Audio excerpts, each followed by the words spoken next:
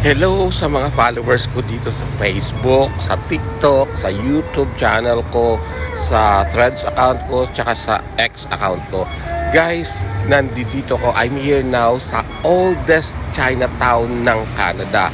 Nandito sa Victoria in Vancouver Island. This is the oldest Chinatown in the whole of Canada.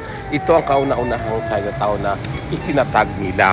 Guys, parang nasa ungpin lang din ako. Itutour ko kayo dito kasi meron yung mga Chinese restaurants, meron din silang mga supermarkets dito, may mga cafe, di ba? Ganito ang itsura niya. May arc din sila dito. Sabi ko nga, parang papasok ako sa Binondo pag pumupunta ako dito. It's just near sa work kung saan ako sa workplace ko, guys. So dito muna ako sa side na ito. Guys, parang nasa ungpin lang talaga ako umiikot kapag nandito ako may mga kung ano. Well, actually dumadaan na ako dito pero hindi ko pa ito na-explore talaga. So let's explore the oldest Chinatown here in Canada, which is here in Victoria, BC. So ganito, hopefully may mga ma-discover tayo mga kung ano-ano dito, which is something interesting, di ba? May mga kung ano-ano silang mga tinitinda dito, guys. So which is like, I don't know kung this is like Chinese dresses or Chinese thing. I don't know. Parang mga Japanese yung tingin ko. So, di ba? So, parang nakakatuwa lang din di ba? Yung mga resto dito, di ba? Ayan, guys. Oh. Kasi may nagsabi sa akin, yung mga ali-ali dito, may mga ano daw dito na mapasukan. Di ba? Oh, ang saya. Alam mo, hindi pa talaga ako nakapunta dito. I will discover places. I don't know kung anong mga meron dito. Oo. Diba? Ito mga tourist din ito Guys, I'm just discovering places actually. Wala akong idea kung ano yung mapupuntahan ko. This is a very small alley na pinasukan ko. First time kong pumunta dito. Parang gusto, parang ang sarap kasi sometimes mag-adventure. Ano na lang sa kung saan-saan. Di ba? Wow, marami palang mga shops dito. Marami palang mga shops dito. Wow, may mga shoes, may mga kung ano-ano. It's nice.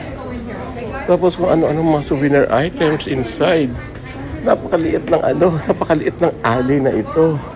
Pero ang daming mga shops dito. Wow, I'm surprised. Ang dami kong ano-ano dito. Wow. Marami pa lang mabibili dito. Kung ano-ano. Ayan Ang dami kong ano-ano na maano dito. Wow. Ngayon na ako nakapasok dito sa alley na ito. At meron pa dun. Wow, meron pa kahit dito sa loob. Maliliit na mga shops. Wow. Oh. Wow, may mga chocolate stores dito. Wow. Oh, maybe ito yung sinasabi ng ka-work ko na na may Filipino bakery dito. Yun May Filipino bakery. Ito nga yun. Now I knew it. Yeah, meron nga dito. Ang galing. Tama. Ito yung Filipino bakery na sinasabi nila. Tutuwa naman ako. Kaso guys, mayroon akong ka-dinner date. Kaya hindi ako makapag-stay longer. Gusto ko lang talagang I just want to discover places, that's why. And it's nice to know na meron palang Filipino bakery dyan, like selling Filipino breads. Diba? Now, alam ko na, babalikan ko yan dyan. Because I really don't have time today. Gusto ko lang kasi 4 o'clock pa yung usapan namin. So, habang nag-aantay ako, inikot ko kayo dito. Pero babalikan ko yung Filipino bakery na yun doon. Ang galing. Ngayon na ako nakapunta dito, guys. Nakakatuwa.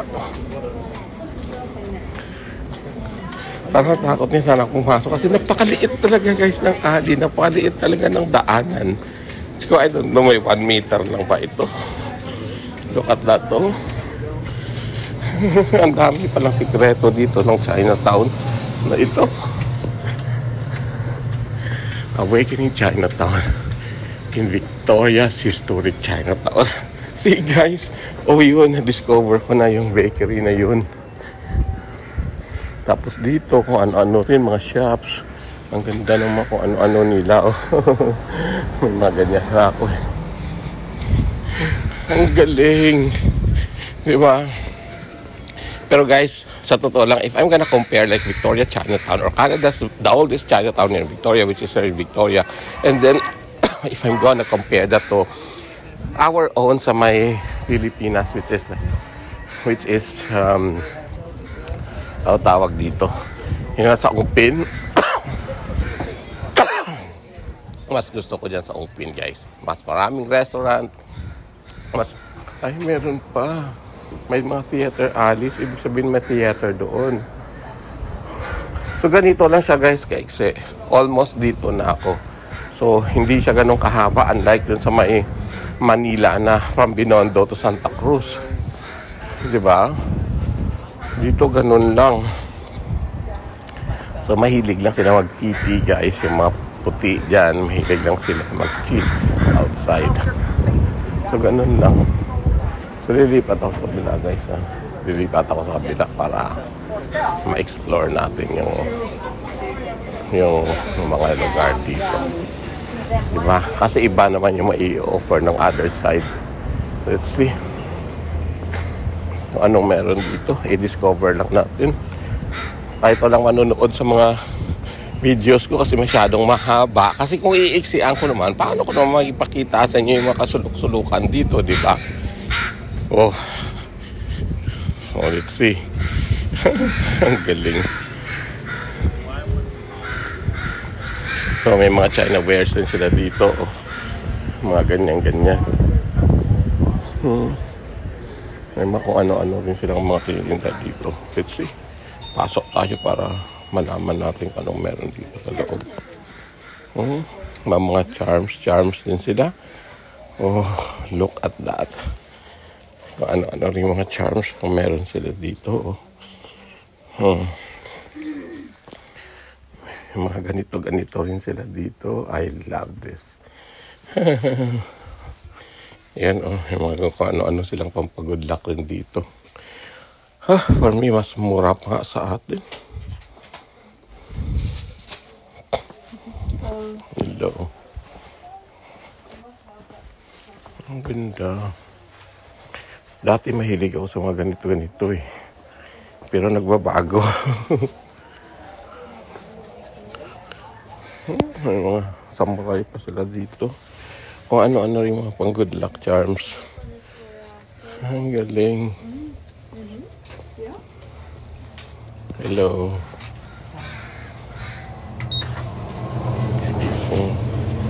Thank you. So, yan guys, di ba may mga ganun-ganun yan sila dito. Tapos, tingnan pa natin yung iba. Thank you.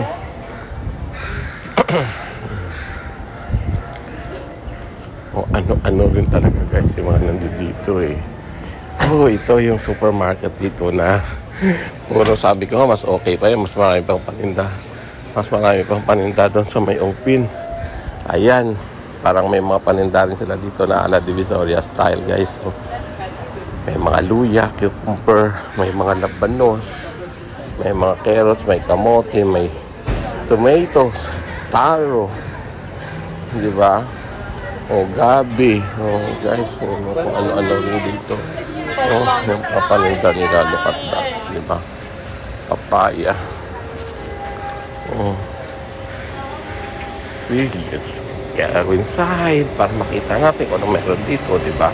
How will we know? Kaya nga sabi ko, papasok tayo to discover places. Not just discover places, but discover what's in here, di ba? May mga kung ano-ano rin silang mga tinda dito, guys.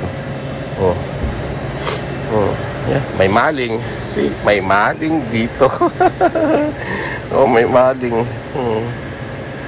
Oo, may yung ano-ano din, di ba? So, kung ano-ano pa na yung nakikita ko doon sa Ongpin, meron na ako makikita dito. May siopaw, guys. Oh, may siopaw, may kung ano-ano pa. Di ba? So, yung mga sauces, yung mga kung ano-ano, mga pampalasa, seasoning, andi dito. Meron din pang halo-halo. Look at this, guys. Nakakatuwa. May kaong, merong white beans, meron pang mamasitas na kung ano-anong panluto. May pang tusino, may pang minudo, may pang adobo, may pang sinigang, may tamarind pang sinigang sa bayabas. Oh my goodness. Guys, so look at this. Isn't it nice? Meron pang UFC ketchup. Guys, meron mga Pilipino kung ano-ano dito. May patis, may toyo, may kung ano-ano. Look at that, may panghalo-halo. At higit sa lahat, merong ginamos. Guys, for how much? $7.29. Look at that. Isn't it nice, guys? Tingnan nyo, nakakatuwa. May mga skyflakes. May mga stick pa. Di ba, guys? Oh, look at that. Diba? Ang daming kung ano-ano pala dito, oh. Yung Chinese na, may uwishi rin na, oh my goodness. So, paano mo miss yung Pilipinas kung ganyan? Diba? Meron mga kung ano-ano, oh guys. Kung ano-ano mga paninda nila dito. Look at that. Diba? Ayan, oh. Kung ano-ano nakikita ko dito. It's nice to know at least. Oh, kawali. Meron pala dito. Oh my goodness.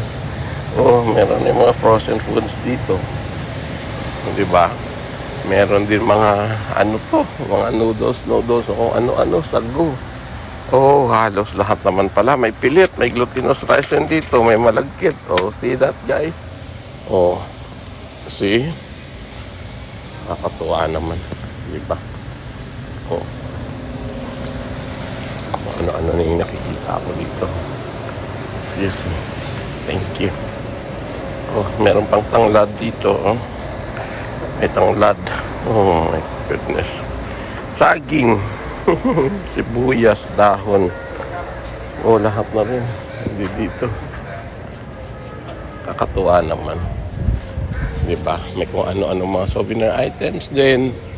Like itong mga t-shirts na ito. So ganito lang siya, guys. Mas simpler. What I mean is mas simple siya dito. Kung tutuusin ang sa atin sa Chinatown natin doon sa Binondo, mas mas grandiose pa, mas maraming mabibili, mas maraming paninda, mas maraming restaurants. Diba? Halo-halo na. So, yan, guys. Okay. Thank you so much for watching. Okay, follow for more. Okay, I love you all.